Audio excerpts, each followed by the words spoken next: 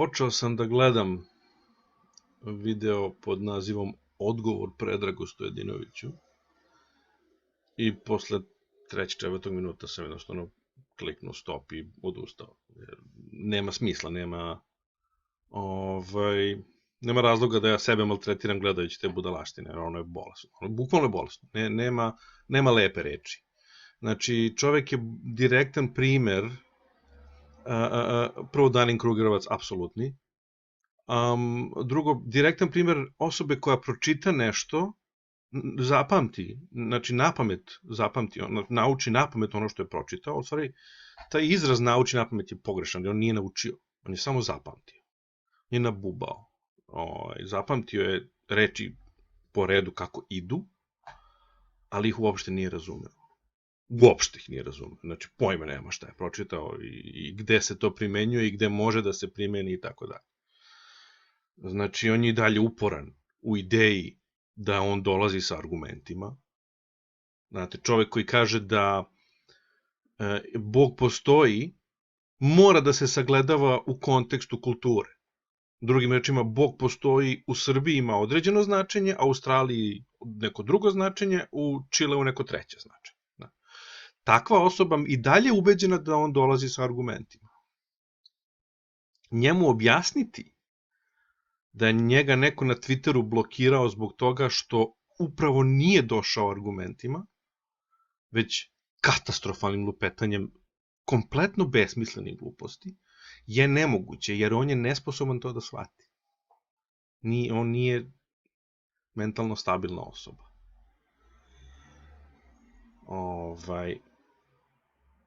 Osoba koja napravi logičku grešku i onda nečije objašnjenje toga nazove pod tom istom logičkom. To je teška bolest. I ja sam u onom svom videosnimku jasno objasnio da čaj kada ne postoji na njega ne može da se deluje, može da se deluje na delove koji će biti sklopljeni u čaj. On to naziva pogrešnim i uopšte ne adresira to što sam ja rekao, nego eto vidiš da može da se deluje na potencijalni čaj. I ja pravim po njemu logičku grešku ekvokaciju zbog toga što ja redefinišem potencijalni čaj, što je redefinicija. I nazivam ga postojećim kesticom i vodom. To je moja logička greška. To što sam ja rekao da ne treba redefinisati postojeću kesicu i postojeću vodu i nazivati ih potencijalnim čajem, znači nepotrebno izmišljati tu definiciju, to sam jasno objasnio, to je vrsta ekvokacije, znači nepotrebno dvosmisleno lupetanje gluposti, gde potencijalno znači postojeće u jednom slučaju, a onda se na kraju izvlači u nepostojeće. Moje objašnjenje toga on naziva ekvokacijom, gde ja upravo pozivam da se eliminiše jedna i da se smanji nejasnoća, da bude samo jedno značenje. To je meni je bilo jasno da je on teško poremećena osoba iz mnogih snimaka koje sam video, mnogih. I koje sam obično pokušao da gledam, pa sam odustao na pola, jer ono nije zdravo gledati, a kamoli biti osoba koja to priča.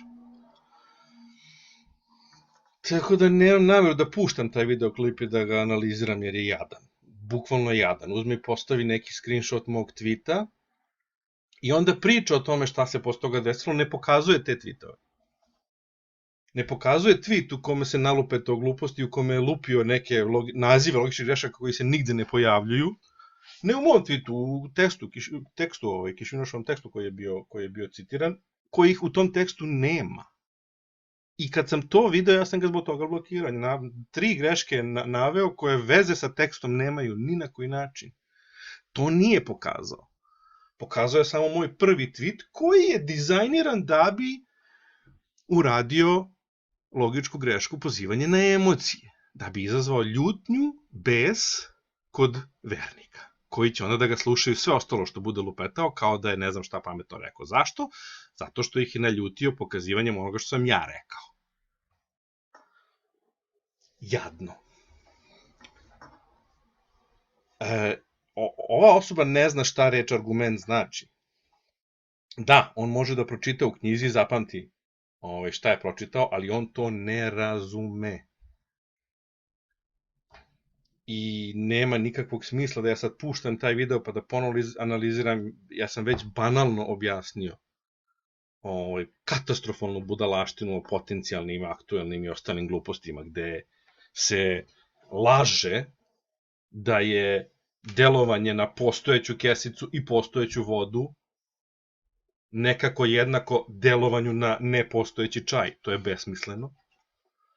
I gde se dodatno onda naravno laže i izmišlja da je onda nekakav bog delovao na ništa, gde se ništa naziva potencijalni svemir, i onda je delovanjem na ništa premestio ništa u nešto.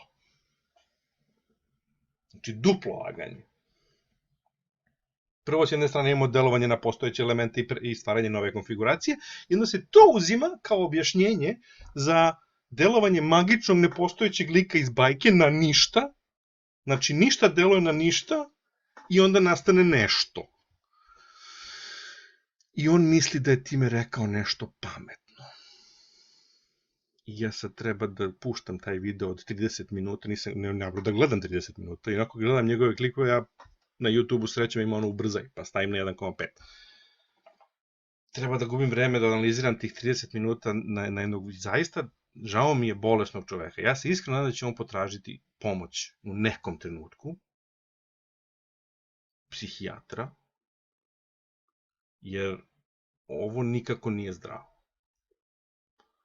A njegova nemoć, to jest, negde ima nade.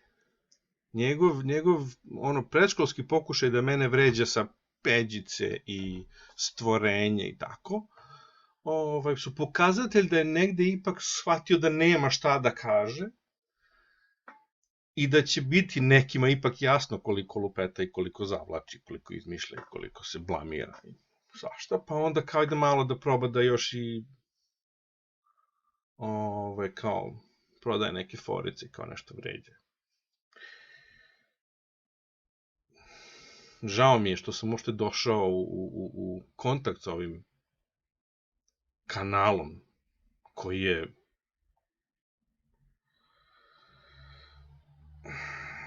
pretužno. Ono što se na tom kanalu može čuti je pretužno. Ne postoji druga reč. I meni je jako žao da takvim ljudima dozvoljeno da budu nelečeni.